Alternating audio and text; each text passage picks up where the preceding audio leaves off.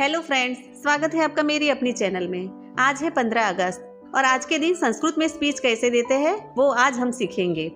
अस्माकं देशः पुरः आंग्ल शासकाधीनः आसीत्। अनेके महापुरुषाः स्वातन्त्र्य प्राप्त्यर्थं महान्तं प्रयत्नं कुर्वन्। तेषां महता प्रयत्नेन भारतः अगस्त्य मासस्य 15 दिनाङ्के स्वतन्त्रो जातः।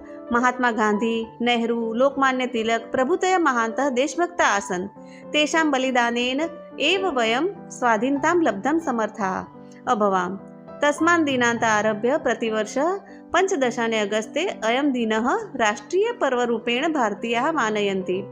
अस्मिन् दिने विद्यालयेषु कार्यालयेषु वा पूर्णावकाशः भवति।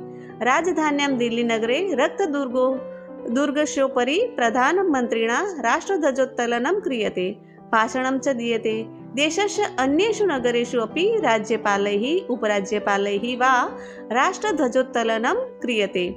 विद्यालयेषु अपि प्रधानाचार्यः भाषणं करोति, छात्राः राष्ट्रगानं गायन्ति। स्वतन्त्रदिवसे सर्वतान् महापुरुषान् स्मरन्ति यैः देशस्य कृते प्राणार्पणं कृतं। स्वतन्त्रदेशस्य रक्षणम् अस्माकं सर्वेषां प्रथमं कर्तव्यम् अस्तु।